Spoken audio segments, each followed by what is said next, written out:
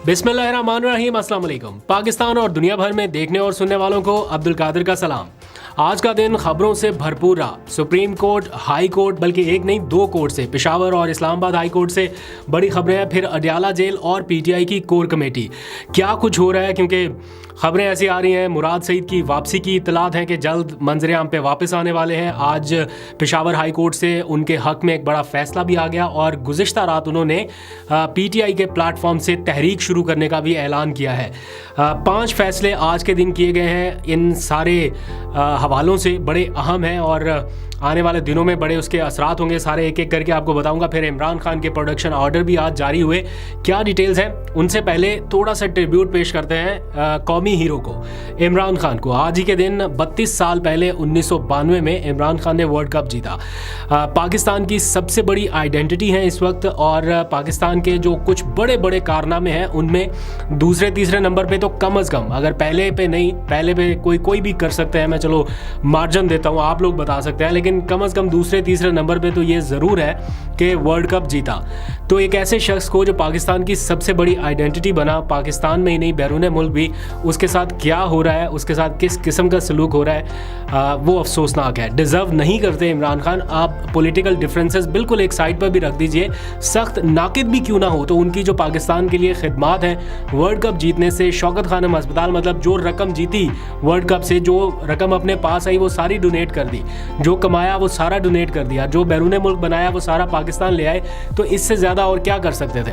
But still जो सलूक हो रहा है और बदले में बातें किस तरह की सुनने को मिल रही हैं कि उनका वजूद ही असल मसला है। मतलब इस हद तक मामला चला गया कि वजूद से भी प्रॉब्लम है। बाद में सफाइयाँ दें, जो मर्जी करें, वो एक अलग बात है, लेकिन तीर तो निकल गया कि जनाब वजूद से मसला है। और फिर एक ट्रेल चलती आ रही है तो पता चल रहा है कि किसको क्या इशू है।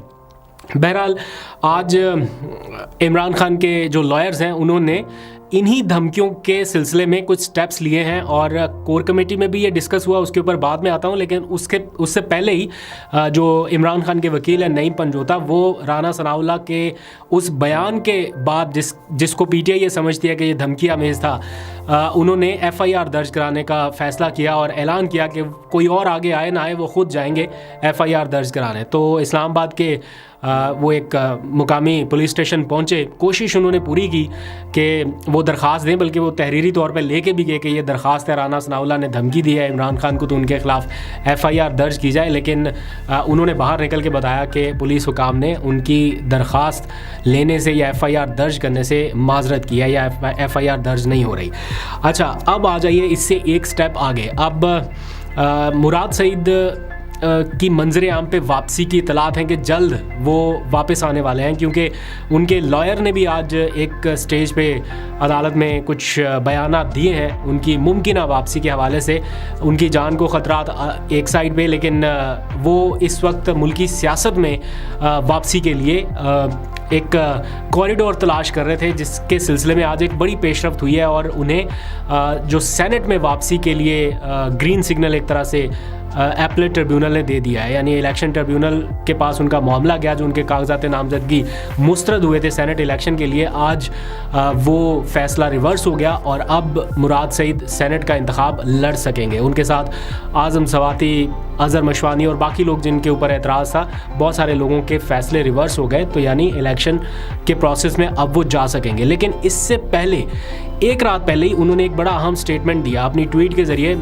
सहरी के वक्त ही, गालबन गुज़िश्ता सहरी के वक्त उन्होंने एक ट्वीट किया जिसमें उन्होंने कहा कि इमरान खान की रिहाई, बुशरा बीबी की रिहाई और कारकुनान जो इस वक्त असीरान हैं उनकी रिहाई के लिए बाज़ाब्ता तहरीक का आगाज़ कर दिया गया है, होगा नहीं। उन्होंने अपनी ट्वीट में ये कहा कि कर दिया गया है, और इसका जो अमली नमूना एक तरह से, या कि चंद झलकियाँ आप कह सकते हैं कि वो सवात से और उनके अपने कॉन्स्टिट्यूंसी से हमें देखने को मिली कि बड़ी तादाद में लोग जमा हुए डेमोन्स्ट्रेट कर रहे हैं। तो कहीं ना कहीं ये सोच तो पाई जा रही है कि आने वाले दिनों में एहतजाजी तहरीक जो है वो ज़ोर पकड़ सकती है।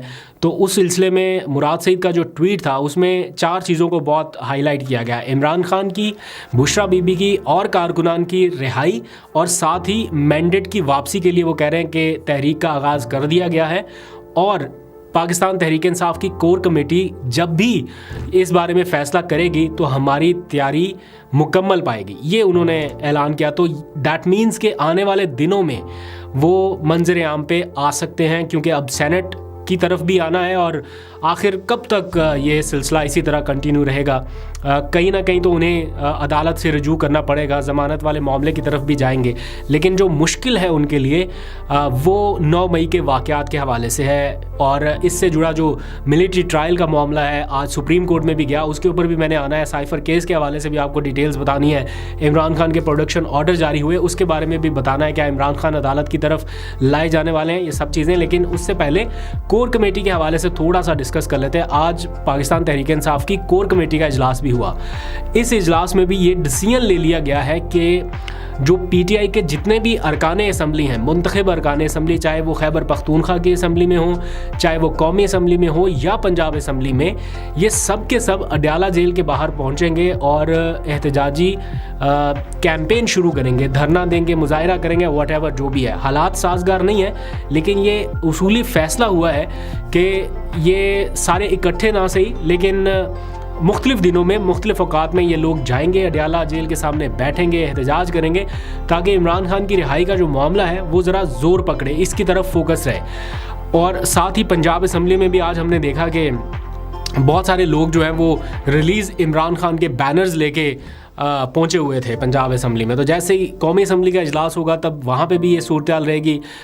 खैबर पख्तूनख्वा असम्बली का होगा तो वहाँ पर भी ये मुतालबात जो हैं वो ज़ोर पकड़ेंगे। कोर कमेटी के इजलास में एक और फ़ैसला भी हुआ कि इमरान खान को दी जाने वाली जो मुबैना धमकियाँ हैं या ऐसे बयानात हैं जिसके बारे में ऑल्दो के वजाहत आ चुके हैं, लेकिन PTI उन्हें सीरियस कंसीडर कर रही है, तो उसके ख़िलाफ़ FIR दर्ज करवाने का फ़ैसला किया गया। फ़िलहाल बताया गया है कि साबिक वज़ीर दाखिला राना सनाउल्लाह और साबिक के वज़ीर इत्तलात मरियम औरंगज़ेब, इन दो के नाम बताए गए PTI की तरफ से कि इनके खिलाफ वो FIR दर्ज कराने का मुतालबा कर रहे हैं और इस बारे में बाज़ाब्ता दरख्वास्त भी दी जाएगी। मुमकिन हो सकेगा, नहीं हो सकेगा, ये अलग बात है, लेकिन कोर कमेटी के मीटिंग में ये चीज़ें डिस्कस हुई हैं। अब आ जाइए ज़रा दो अहम इश्यूज़ की तरफ। एक है इस्लामाबाद हाई कोर्ट में साइफर का मामला और दूसरा है मिलिट्री ट्रायल के हवाले से अपीलें। और इस हवाले से सबसे अहम डेवलपमेंट उस वक्त हुई जब खैबर पख्तूनख्वा की PTI हुकूमत ने मिलिट्री कोर्ट्स में ट्रायल के हवाले से जो एक अपील आई थी वो वापस ले ली। ये अपील इस हवाले से थी कि सुप्रीम कोर्ट ने जब ये फैसला दे दिया कि मिलिट्री कोर्ट्स में ट्रायल नहीं हो सकता, तो जो उस वक्त की निगरान हुकूमत थी खैबर पख्तूनख्वा में, वो अपील में चली गई। उन्होंने कहा नहीं नहीं नहीं नहीं जनाब, होना चाहिए मिलिट्री कोर्ट्स में ट्रायल। तो अब नई गवर्नमेंट आ गई PTI की, तो उन्होंने वो अपील जाके वापस ले लिया। सिंध हुकूमत ने पहले ही अपील नहीं की थी, खैबर पख्तूनख्वा हुकूमत ने आज अपील वापस ले लिया। दैट मीन्स कि अब मिलिट्री कोर्ट्स के हक में पंजाब और बलूचिस्तान हुकूमत, ये दो सूबे या इन दो सूबों की हुकूमतें ही चाहती हैं कि मिलिट्री कोर्ट्स में ट्रायल हो। तो इस हवाले से जब खैबर पख्तूनख्वा हुकूमत ने अपनी अपील आज वापस ली तो उन्होंने सूबाई काबीना की एक करारदाद पेश की कि जनाब हमारे सूबे की हुकूमत ने ये करारदाद पेश की है कि मिलिट्री कोर्ट्स में ट्रायल नहीं होना चाहिए, इसलिए जो पहले से अपील थी वो वापस ले रहे हैं। तो सुप्रीम कोर्ट ने कहा कि ऐसे तो अपील वापस नहीं हो सकती, और ठीक बात है उनकी कि अगर आपने अपील वापस लेनी है तो बाज़ाब्ता इसके लिए दरख्वास्त दायर कर दें। तो वो दरख्वास्त एक दायर करेंगे जो कि कानूनी तकाजा है, तो खैबर पख्तूनख्वा हुकूमत का विड्रॉल हो जाएगा इस हवाले से, यानी वो मेन स्टेक होल्डर फिर नहीं रहेंगे।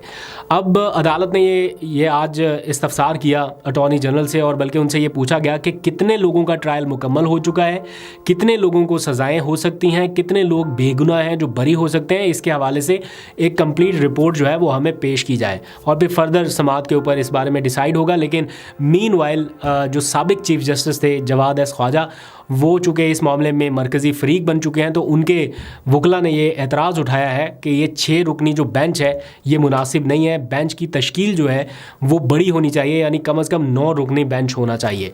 अब देखते हैं इसके ऊपर क्या होता है फर्दर। मुझे नहीं लगता कि बेंच दोबारा से तश्कील दिया जाएगा, लेकिन ये मुतालबा दोहराया गया। अब आ जाइए इस्लामाबाद हाई कोर्ट की तरफ। साइफर का जो मामला है उसमें आज जो इमरान खान के वकील हैं बैरिस्टर सलमान सफदर, उन्होंने ऑलमोस्ट अपने दलाइल जो हैं वो मुकम्मल कर लिए हैं। कल हतमी दिन है उनके दलाइल मुकम्मल होने का, वो कंक्लूड कर लेंगे, यानी आखिरी रिमार्क्स या दलाइल या जो कुछ भी है वो कल की तारीख में केस को कंक्लूड कर देंगे। अब रोज़ाना की बुनियाद पर ये केस चल रहा है और 6 समातें अब तक हो चुकी हैं और 2-2 घंटे सुने गए हैं, तो तकरीबन 10-12 घंटे तक जजेस ने इस केस को अंडरस्टैंड किया है। आज अदालत की तरफ से ये कहा गया था पिछली समात में कि आज के दिन अडयाला जेल से एक रिपोर्ट आनी थी कि इमरान खान को जो सरकारी वकील फराहम किए गए थे उनकी एंट्री का रिकॉर्ड लेके आए। तो वो रिपोर्ट आज जब अदालत लगी तो थी नहीं किसी के पास, ना कोई उनका नुमाइंदा था। वो बिल्कुल एंड पे आए और उन्होंने बाई हैंड रिपोर्ट अदालत को देने की कोशिश की, तो अदालत ने कहा कि ये कोई तरीकाकार नहीं है कि इस तरह से आप रिपोर्ट दें। तो बहरहाल अभी भी साइफर केस इस नुक्ते के गिर्द घूम रहा है कि ना साइफर किसी ने पढ़ा, ना उसके मंदरजात सामने आए, ना उसके नुकात किसी ने पढ़े, ना उसके ऊपर डिबेट हुई कि ये सीक्रेट है या नहीं था, तो उसके ऊपर सज़ा कैसे सुना दी गई। तो ये सारा मामला है, अभी भी अंडर डिस्कशन है। कल PTI के वकला के दलाइल मुकम्मल हो जाएंगे, देन प्रोसिक्यूशन से इस बारे में जवाब मांगा जाएगा।